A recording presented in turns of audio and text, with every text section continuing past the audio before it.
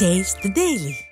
ஒரு நாளைக்கு 12 மணி நேரம் வேலை என்ற தொழிலாளர் விரோத சட்டத்தை கொண்டு வந்த இந்த ஸ்டாலின் அரசு விரட்டியடிக்கப்பட வேண்டும் என விழுப்புரம் மாவட்டம் செஞ்சி அருகே நடந்த மே தின பொதுக்கூட்டத்தில் அதிமுக முன்னாள் அமைச்சரும் மாநிலங்களவை எம்பியுமான சி.வி. சண்முகம் விமர்சித்தார். போராடி பெற்ற உரிமை இன்னைக்கு என்னாச்சு? திமுக ஆட்சியில் இந்த பேச்சாளர் சொன்னார், வாரத்துக்கு ஒரு நாளைக்கு 8 மணி நேரம், அப்பனா வாரத்துக்கு 48 மணி நேரம் வேலை செய்யணும். ஆனால் இந்த அரசு என்ன செய்துச்சு? கடந்த ஆண்டு ஒரு நாளைக்கு 12 மணி நேரம், வாரத்துக்கு 72 மணி நேரம் வேலை செய்யணும்னு சொல்லி உத்தரவு போட்ட அரசு, தொழிலாளர் விரோத அரசு இந்த திமுக அரசு. போட்டுச்சா இல்லையா? போட்டாங்களா இல்லையா? இதே மே தினத்தில் கோட்டக்குப்பத்தில் மீட்டிங் நடக்குது. கோட்டக்குப்பத்தில் இதே மே தினத்தை நான் பேசுறேன்.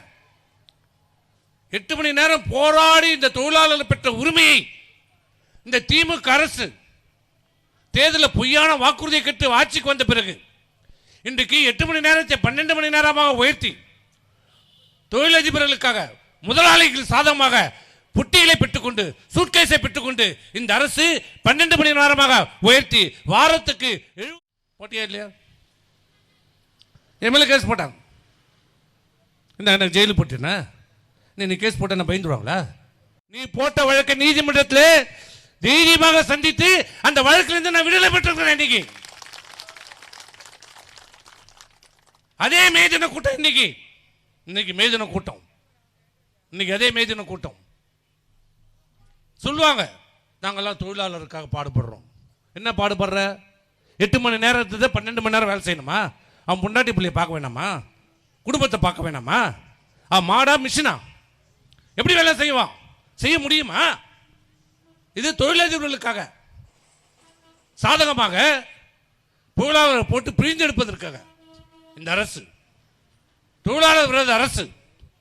இப்படிப்பட்ட அரசை விரட்டி அடிக்கப்பட வேண்டிய அரசு. இன்றைக்கு பல்வேறு திட்டங்களை, இன்னொன்று முக்கியமாக தெரிஞ்சுக்கங்க, உலகத்திலேயே விவசாயிகளை குண்டர் சட்டத்திலே கைது செய்த ஒரே அரசு இந்த ஸ்டாலின் அரசு. இதுவரைக்கும் எந்த அரசும் விவசாயிகளை குண்டர் சட்டத்திலே கைது செய்தது கிடையாது.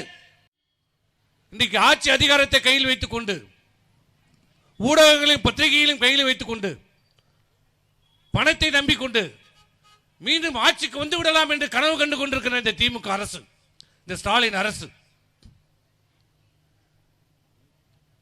நீங்கள் சரியான பாடம் கற்பிக்க வேண்டிய நேரம் நெருங்கி இருக்கிறது. யார் ஆட்சி வேணும்? 1000 ரூபாய் கணக்கு போட்டுக்குமா? எவ்வளோ ஆச்சு? 12 5 எவ்வளோ ஆச்சு? 60,000 ரூபாய். 60,000 ரூபாய். இன்னைக்கு என்ன ஆச்சு? தவணை அம்மா பணம். ஒரு பெண்ணுக்கு படிச்சிருந்தா, டிகிரி படிச்சிருந்தா 1 லட்சம், ஒரு பவுன் தங்கம், 50,000 ரூபாய் பணம். இதை தான் ஏமாற்றி 1000 ரூபான்னு சொல்லி ஏமாத்துறவங்கள. அதுவும் எல்லாருக்கும் வந்ததா? 1,04,00,000 பேருக்கு தான் வருது.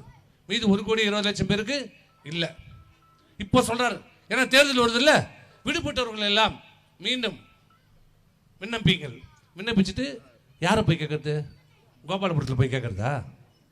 அவன் தான் ஒருத்தன் எங்கே இருக்கிறானே தெரியல, துணை முதலமைச்சர் எங்கே இருக்கிறாருன்னே தெரியல, அவர் எங்கே இருக்காருன்னு தெரியல. யாரை போய் பார்க்கறது? ஏன்னா சிறப்பு அமலாக்கத்துறை அமைச்சர் யாருன்னா உதயநிதி தான். அவரை தான் கேட்கணும். அவர் என்னன்னா மானிய கோரிக்கை வர்றதுக்கே ஆள் வரல, அவரை போய் எங்கே கேட்கறது? சட்டமன்றத்துக்கே வராத ஒரு அமைச்சர் போய் எங்கே கேட்கறது? அவர் தான் உங்களுக்கு தரப்போறாரா?